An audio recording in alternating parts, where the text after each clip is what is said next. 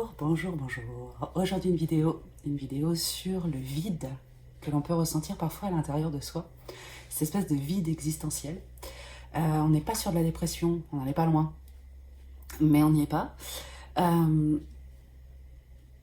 Disons que lorsqu'on est dans une dépression avérée, le vide est vraiment bien installé.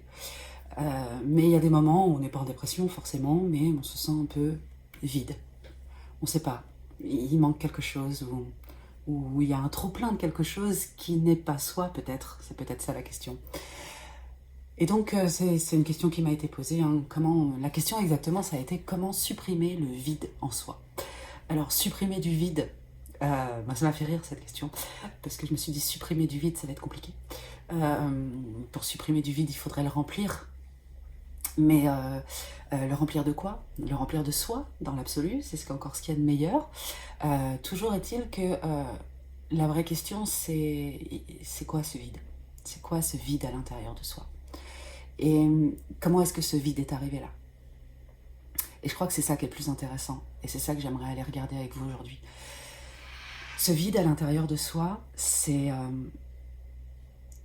une place qui s'est faite parce que des événements dans la vie, les gens qui comptent dans notre vie, souvent c'est les parents, hein, on va pas se mentir, papa, maman, peut-être que ça a commencé là, grand-père, grand-mère, peut-être que ça n'a pas aidé, ça a continué, et puis ensuite les différentes rencontres affectives, et puis qui sont des miroirs, hein, des schémas qu'on a vécu plus jeunes, et puis peut-être aussi le patron, la patronne, le travail, etc. Et que la relation avec ces gens-là, avec ces gens qui comptaient, avec ces gens qui étaient importants, des gens qui étaient des références finalement, hein, avec qui on cherchait une validation peut-être, ou avec qui on cherchait une reconnaissance probablement, très certainement même, eh bien il n'y a pas eu ça, il n'y a pas eu cette connexion, il n'y a pas eu cette reconnaissance, il n'y a pas eu cette validation. Et le vide, c'est pas eux qui l'ont fait, hein. C'est pas sur eux qu'il faut taper. C'est nous qui faisons le vide. C'est nous qui retirons l'essence de qui nous sommes parce que ceux qui comptent ne semblent pas reconnaître, ne semblent pas voir la richesse intérieure que l'on a, la personne que l'on est, les sens, la vibration que l'on diffuse, et ne semblent pas l'accepter. C'est notre interprétation, hein, attention. C'est pas eux qui nous disent tu n'as pas le droit d'être comme ça. C'est eux, ils nous disent je ne suis pas comme ça. Je ne vois pas les choses comme ça. Et nous, dans cette réaction à ce qui est dit, on se dit si l'autre n'est pas comme ça, il ne peut pas me reconnaître comme étant tel que je suis. Je dois être comme lui pour faire partie de son monde et pour être aimé. Donc je ne peux pas être qui je suis et je ne peux pas vibrer qui je suis. Et si je ne le peux pas, ça veut dire que c'est pas bien, ça veut dire que ça n'a pas sa place. Et si ça n'a pas sa place, il faut l'enlever, je vais le mettre de côté. Et donc en fait, le vide, c'est pas des choses qu'on a enlevées, c'est des choses qu'on a poussées contre les parois, des choses qu'on a poussées contre les murs, qu'on a écrasées, qu'on a mis dans l'ombre.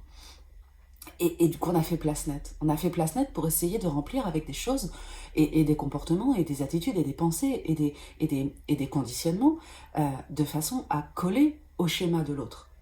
Pas parce que l'autre nous l'a demandé, juste parce que nous, on veut, en voulant être aimé, eh bien, on a cherché à correspondre à l'autre.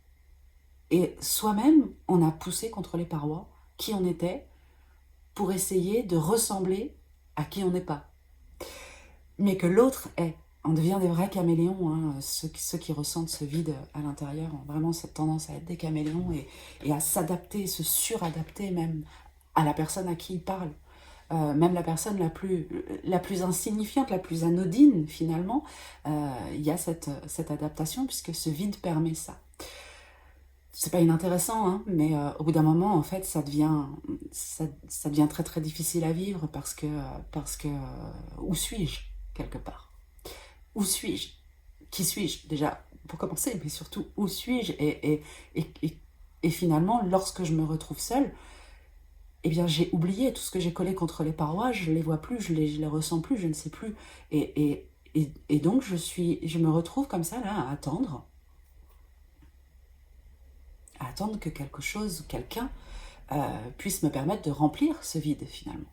Donc l'idée, évidemment, c'est pas de remplir le vide, c'est de décoller la personnalité, l'essence, la lumière de la paroi intérieure finalement, et puis de la laisser reprendre sa place pour briller vraiment complètement et être soi. Mais il ne s'agit pas donc de, bien sûr, comme le disait la question, de supprimer ce vide en soi. Il ne s'agit pas non plus de remplir un vide par des choses extérieures, surtout pas, mais de se re-remplir finalement, se recapitonner intérieurement de soi, un peu comme si on soufflait dans le ballon pour que, pouf, ça reprenne sa place, et puis bien sûr, bah, ça commence par tout simplement accepter, aimer qui l'on est vraiment, et ne plus chercher à correspondre à des schémas extérieurs, mais d'apporter sa propre lumière à l'autre. Et ça commence aussi par l'acceptation de la confrontation à l'autre, c'est-à-dire, ok, tu n'es pas comme ça, mais moi je suis comme ça, et regarde comme je peux t'apprendre des choses, et comme je peux te montrer un autre monde en étant qui je suis, et toi aussi tu me montres un autre monde, et tu m'apprends des choses en étant qui tu es. Donc finalement, le vide en soi n'est que...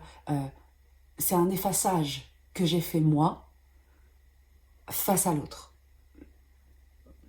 Alors parfois l'autre demande quelque part, hein. Il y a dans les schémas parentaux ou dans les schémas d'enfance des choses très très difficiles et très lourdes où effectivement le parent ou le grand-parent ou en tout cas le référent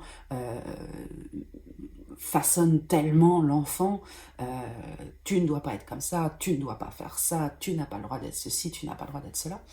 Et, et ça, bah, ça crée des comportements. J'ai mis sur mon site gratuitement voilà, un petit check-up à faire.